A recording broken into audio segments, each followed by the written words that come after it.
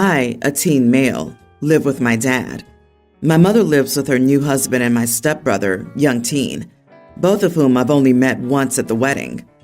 Her new husband doesn't want me to visit her at their place since he's worried about my dad knowing where she lives and visiting and trying to rekindle their past relationship. So she visits me instead. The guy thinks there's less risk with her only being over half an hour each visit and one visit per month. However, she wanted me to spend time with my stepbrother, but couldn't bring him over since he's severely allergic to cats. So she asked me if I'd be okay with getting rid of my cat. I told her I would not. She protested, saying that if I didn't, I wouldn't ever get to know my stepbrother. So I told her I didn't care and would always choose my cat. My mother was rather upset when she left. She said that I shouldn't have been so dismissive of her feelings like that. Not the idiot. Your mother's the one who needs to work out her issues with her clingy, jealous husband. His insecurities shouldn't result in you having to get rid of a beloved pet. And his logic is baffling. He's jealous of your father and the possibility of your mother getting back together with him. So his solution is to send your mother to your father's house to visit you?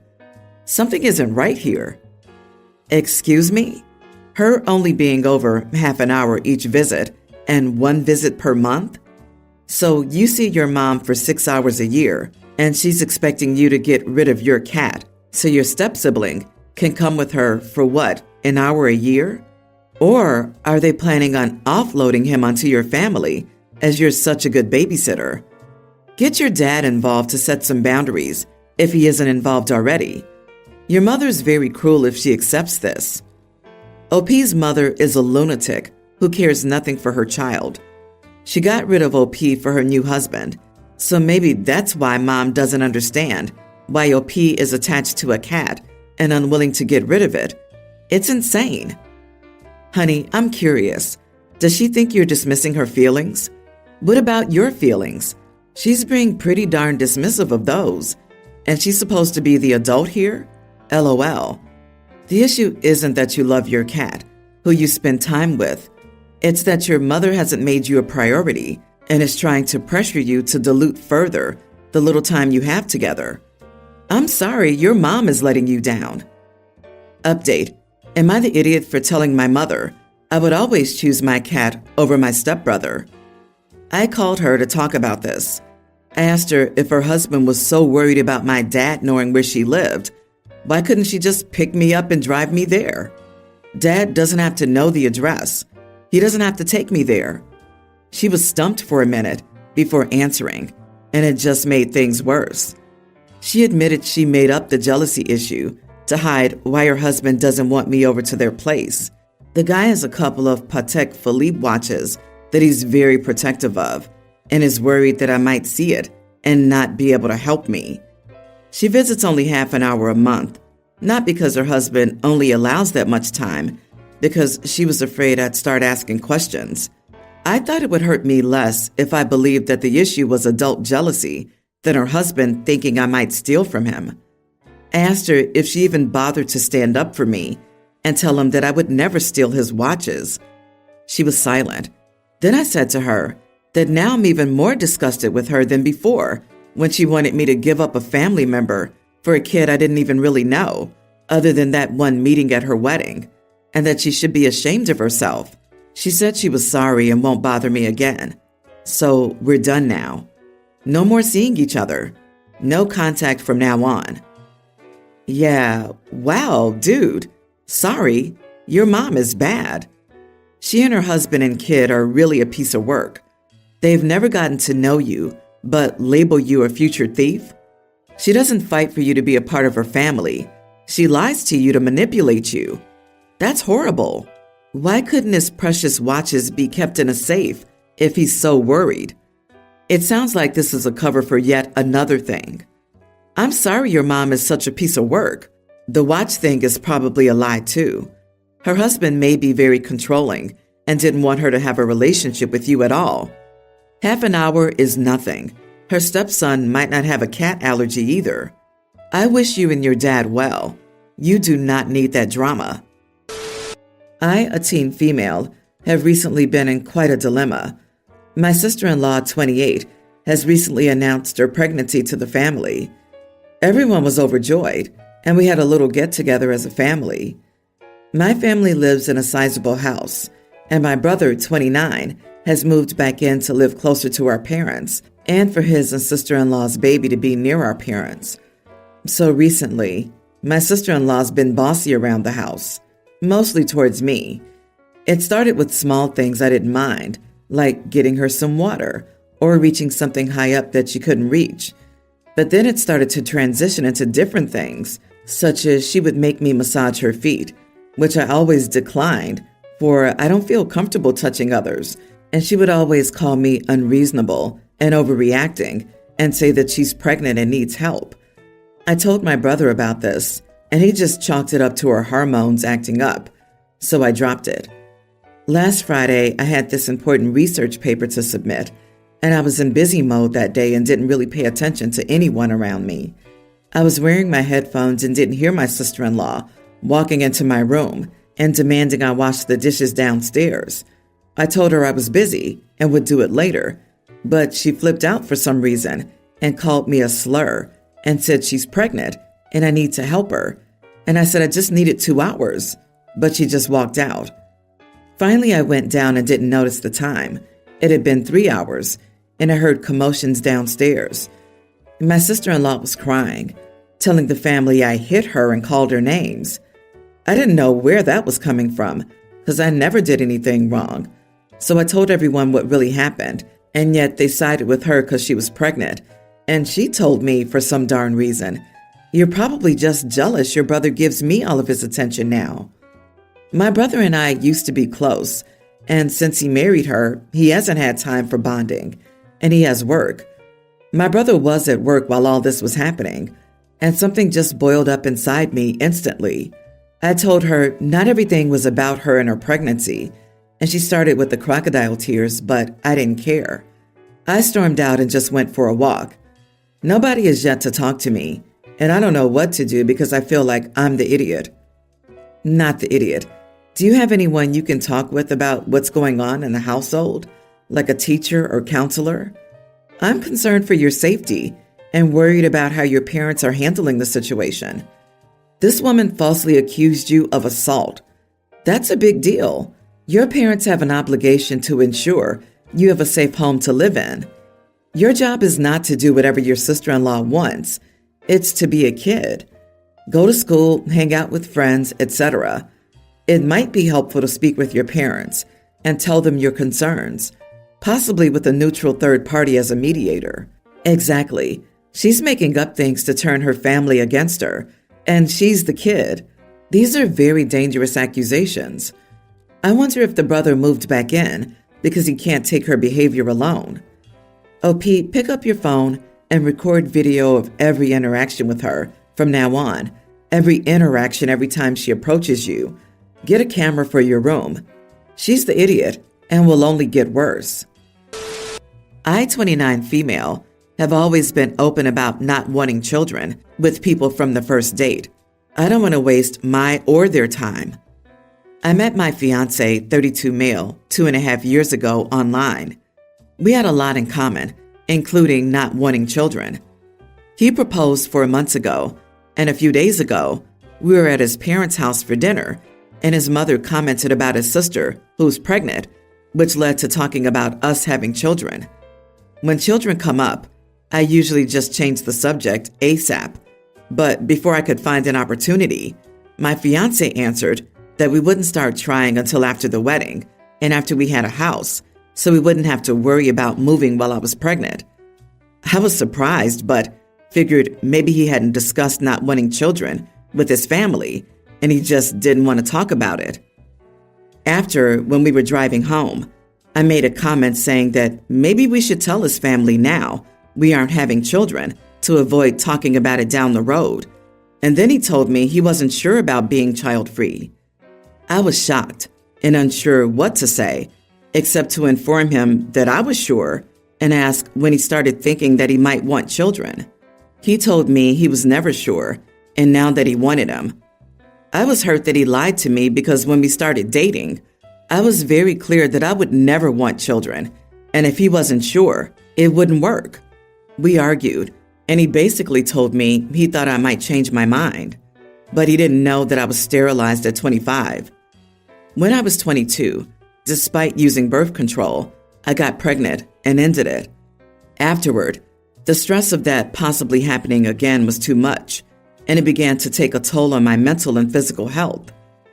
To make a long story short, after 2 years of looking from doctor to doctor, I was able to find one willing to sterilize an unmarried, childless, early 20s-year-old woman. My mental health improved overnight as soon as I had a date scheduled, as I no longer had so much anxiety. This was 1.5 years before I met my fiancé. I never said so because it didn't matter, because I don't want children. I told him that I couldn't have children because I was sterilized, and then he got mad at me for not telling him, and that he might not have dated me if he knew. He called me an idiot and dropped me off at home and went to stay with a friend. At this point, I'm not hopeful for the relationship. I'm sad about it because I do love him, but I was clear about children from the start because it's a deal breaker. What I want to know is if I'm the idiot for not telling him that I can't have children. I've gotten messages from his friends saying that I am. Not that I worry about their biased opinions, but a couple of my friends have said that I should have told him, while others were on my side that it doesn't matter because I don't want children. So, am I the idiot? Not the idiot. I hear he's mad he won't be able to convince you to have children now. He heard you say you never want kids, but figured that was the start of a negotiation. You have zero to feel guilty about. You told him, I don't want to have my own kids. Why would you need to go into detail as to how that can't happen? It doesn't matter. You should pack his stuff and tell him it's ready for pickup. Any person who wants to try and guilt trip you or try to gaslight you isn't worth wasting any more time on. Mourn the loss of that relationship and find someone who will accept your truth. He likely didn't even plan on convincing her. All he had to do was get her pregnant by accident. He's mad he doesn't have full control over this. OP, you were very clear you didn't want children. The fact you're sterilized is irrelevant. If you changed your mind, you could still adopt, but you aren't interested in changing your mind. So it doesn't matter if you're sterilized or not. It's a no-child zone. He just gave you a golden opportunity to leave before you got married. I'd take it. I, 30 female, have 2 sons, a young grammar schooler and a toddler. Things were good with my sister until I learned I was pregnant with my oldest. My sister was older, 30 at the time, and she had been trying to get pregnant for 2 years, whereas I had just finished my degree when my husband and I learned we were having a baby. I think jealousy is what created the cracks that still exist in our relationship. I was very aware of how painful it would be for my sister. She was actively trying to have a baby and had not been successful, while I didn't try or plan to have kids just yet, and a birth control failure resulted in an unplanned pregnancy for us. I told my sister privately and wanted to ensure she was okay. She said she was, but our relationship changed that day. Outwardly, she appeared okay, but we were not close like before. We used to talk a lot every week, and that reduced significantly despite my attempts to keep that going. She called less, answered less, and stayed on the phone less. It was more awkward for the first few months of my eldest's life, and then it did get a little better, but never the same as before. I did bring it up to her once, and she acted like she had no idea what I was talking about, so I dropped the conversation. My sister went through IVF, and I did my best to support her through that. Then I got pregnant again, and the distance grew. But then she was pregnant too, and things got better. My sister was enthusiastic about our kids growing up close and spending time together. At first, we did a lot together when my youngest and my niece were born, and we talked about how they'd have play dates and we could do fun outings with all 3. Then around 6 months ago, it got worse again. I am still trying to understand why or what caused it, but it all accumulated into an incident 2 weeks ago. My sister dropped by unexpectedly and asked me to watch my niece the next day. I was like, of course. I have babysat for them before, and they babysat a couple of times for us too. I was plating up some dinner for my kids at the time, and my sister was like, "What the heck is that? Why are you feeding them like that?" She told me it was gross, and she couldn't believe I would be so wasteful, and it wasn't a real dinner. She told me I should know way better than that. The dinner was mini homemade chicken tacos, some stir-fried veggies on the side, and a dip, and some fresh berries in a pot. She then insulted a lunch I gave my kids at Christmas and told me the way I feed my kids is impossible and weird, and there's no consistency to them, etc. I told her to stop acting like I was doing something wrong, and she told me I was. She mentioned that my kids don't finish their food every time, and it escalated badly. It felt like she was taking everything from the last 7-ish years out on me, and I told her I'm not babysitting anymore and not to call on me for help with my niece anymore. She called me a lousy sister and left. Am I the idiot? I don't see what was wrong with that lunch.